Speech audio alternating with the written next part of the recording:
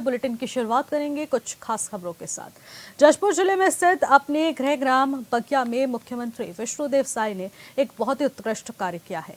आपको बता दें, मुख्यमंत्री विष्णुदेव साय ने पर्यावरण वाटिका का लोकार्पण किया। इस दौरान मुख्यमंत्री ने वाटिका परिसर में नारियल, सुपारी और सीता अशोक का पौधारोपण कर पर्यावरण संरक्षण का संदेश भी दिया।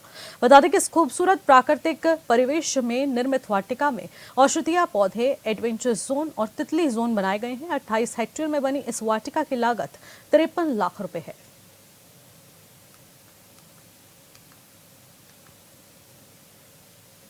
और इसी खबर पर ज्यादा जानकारी के साथ राहुल सिंह हमारे संवाददाता हमारे साथ सीधे फोन लाइन के माध्यम से जुड़ चुके हैं। राहुल, आज मुख्यमंत्री विष्णुदेव साय ने एक वाटिका का लोकार्पण किया है, आखिरकार इसकी क्या कुछ खूबसूरती और खासियत बताई जा रही है?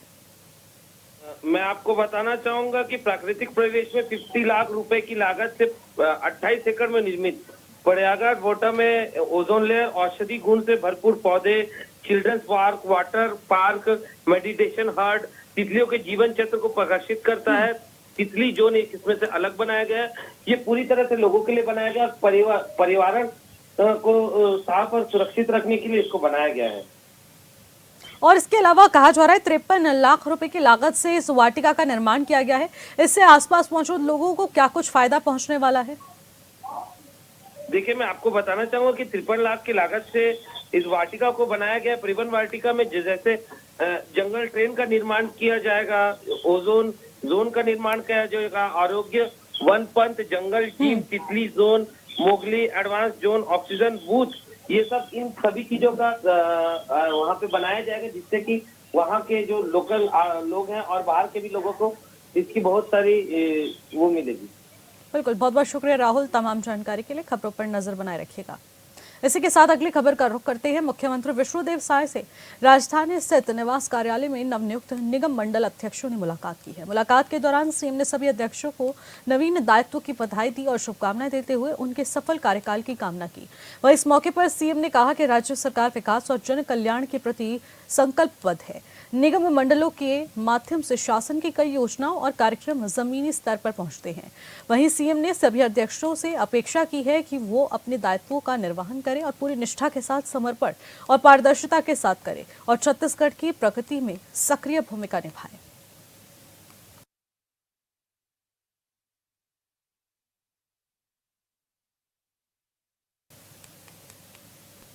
और इसी के साथ अगली खबर का रुख करते हैं।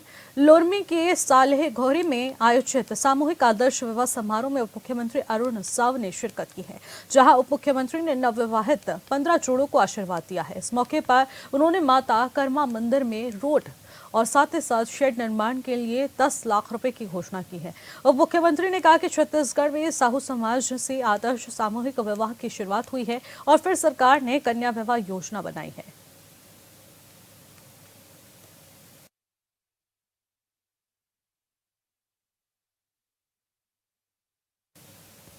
और इसी के साथ अगली खबर का रुख करते हैं। केंद्र गृह मंत्री अमित शाह ने दंतेवाड़ा में सुरक्षा बल के जवानों से मुलाकात कर उनका उत्साहवर्धन किया है। इस मौके पर उन्होंने कहा कि बस्तर अब पूरी तरीके से लाल आतंक से बाहर निकलकर उन्नति की ओर अग्रसर है। ये बदलाव हमारे वीर जवानों की बहादुरी और सख्त प्रयासों का परिणाम है। उन्होंने कहा कि टीआरजी और कोबरा बटालियन, छत्तीसगढ़ पुलिस और पैरामिलिट्री फोर्सेस की इससे उल्लेखनीय भूमिका यहां पर देखने को मिली है। केंद्रीय गृह मंत्री अमित शाह ने नक्सली हिंसा में घायल होने वाले जवानों के बेहतर इलाज के लिए रायपुर और जगदलपुर में विशेष अस्पतालों की स्थापना भी करने की घोषणा की है। वहीं मुख्यमंत्री विष्णुदेव साय ने कहा कि बस्तर पंडुम जैसे सांस्कृतिक आयोजन में केंद्रीय गृह मंत्री अमित शाह की उपस्थिति हमारे लिए सौभाग्य की बात है।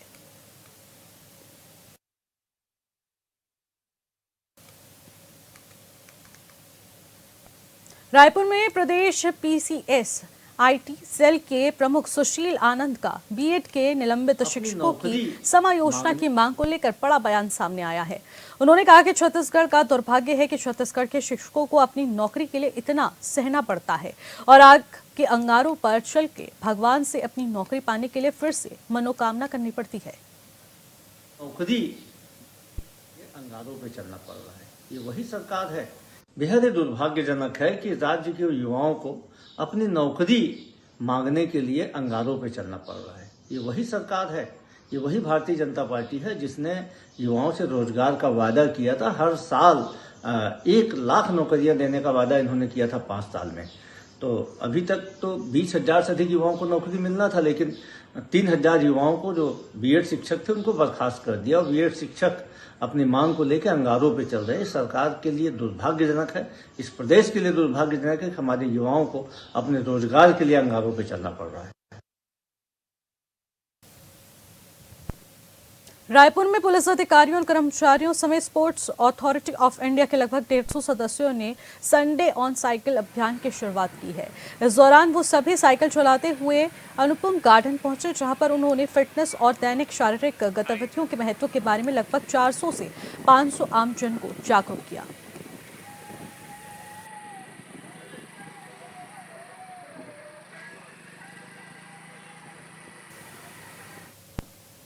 रायपुर के सिविल लाइन थाना क्षेत्र में पंचरी में पुलिस को बड़ी सफलता हाथ लगी है, जहां पुलिस ने शिवम शोरूम में लाखों की चोरी करने वाले 4 आरोपियों को गिरफ्तार किया है, जिन्होंने शोरूम में लाखों की नकदी यहां पर चोरी की थी। आरोपियों के कब्जे से पुलिस ने 16 लाख बता दी की और इससे अधिक पैसे यहां पर बरामद किए और इसकी नकदी की अब जांच की जा रही है और लगातार आरोपियों से पूछताछ की जा रही है कि आखिरकार वो कितनी वारदातों को अंजाम पहले भी दे चुके हैं।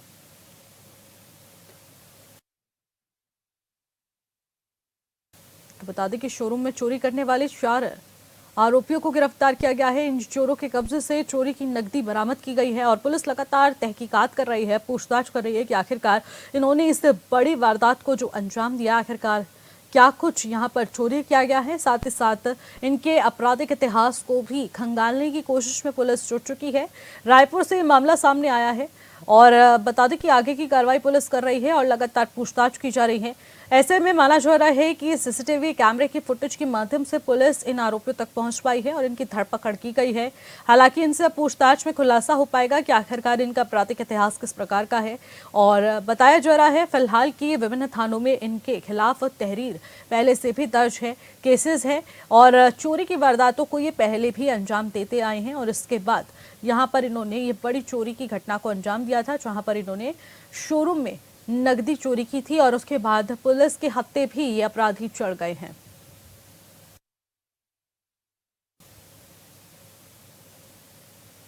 और इसी खबर पर ज्यादा जानकारी के साथ राहुल सेन हमारे संवाददाता हमारे साथ सीधे फोन लाइन के माध्यम से जुड़ चुके हैं।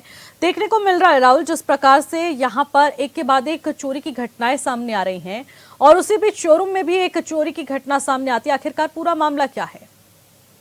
मैं आपको बताना चाहूंगा कि ये घटना रायपुर सिविल लाइन क्षेत्र पंडरी स्थित शिवम शोरूम की है, जहां पे भी लाखों की नकदी चोरी हुई थी और थाना सिविल लाइन क्षेत्र अंतर्गत ये थाना पड़ता है। और आरोपी के कब्जे से चोरी की टोटल 16 लाख से ज्यादा की पैसे मिली है। घटना में प्रयोग 2 नग कार, 1 नग एक्टिवा, 1 नग प्लार मोटरसाइकिल और 4 नग मोबाइल फोन भी किए गए हैं। जब्त पूरे जो सामान है उसकी कीमत टोटल 23 लाख रुपए है। हेलो, कुछ सुराग हाथ लग पाए हैं क्या? इनका आपराधिक इतिहास सामने आया है फिलहाल राहुल?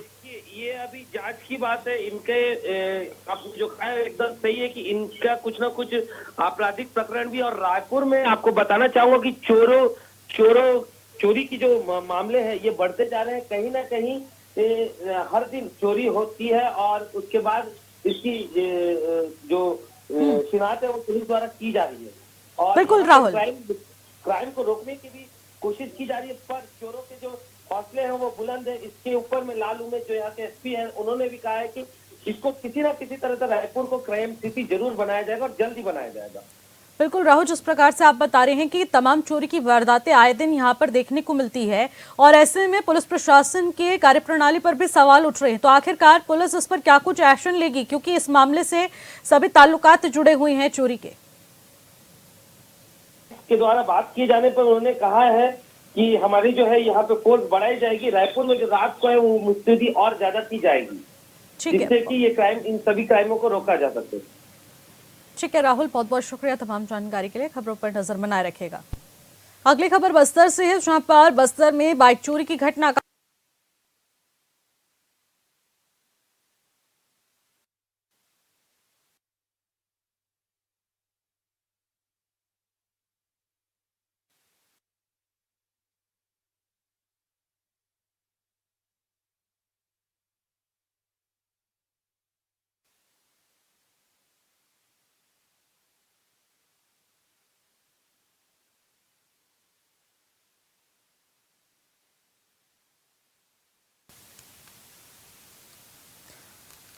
तो यहाँ पे बता दें कि बाइक चोरी की घटना का खुलासा करने के लिए पुलिस अधीक्षक अतिरिक्त पुलिस अधीक्षक के दिशा निर्देश पर थाना स्तर पर टीम गठित की गई है, जिसके बाद पुलिस टीम ने घटनास्थल पर लगे सीसीटीवी फुटेज की मदद से आरोपियों का पता लगाया है और मौके पर आरोपी को गिरफ्तार कर लिया है, जिसके कब्जे से 1,20,000 रुपए की बाइक बरामद की गई।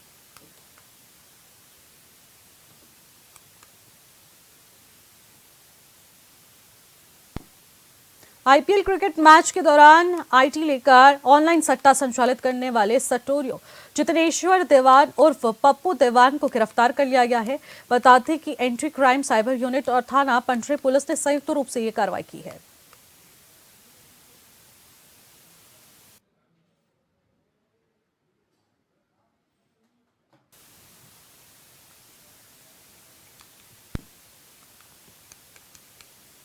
ब्रेक के बाद एक बार फिर से आपका स्वागत करते हैं। खबरों का रुख करेंगे नौहर और साहवा में सोनड़ी मार्ग पर प्रशासन की ओर से अतिक्रमण हटाने की कार्रवाई की गई। हाईकोर्ट के आदेश पर प्रशासन ने कार्रवाई को अंजाम दिया है। इस दौरान कई विभागों के अधिकारी और भारी संख्या में पुलिस बल मौके पर मौजूद रहा। बताया गया है कि पीडब्ल्यूडी विभाग की ओर से इस मार्ग पर 433 अतिक्रमण चिन्हित किए गए, जिनमें से कई कच्चे पक्के अतिक्रमण शामिल है, तो वहीं कई मकान और दुकानें पूरी तरीके से अतिक्रमण की जद में है, जिन्हें प्रशासन ने ध्वस्त किया।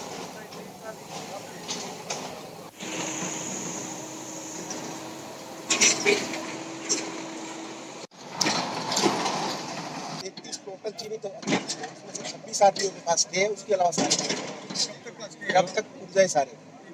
ये 16 तारीख अंतिम 16 तारीख को उसकी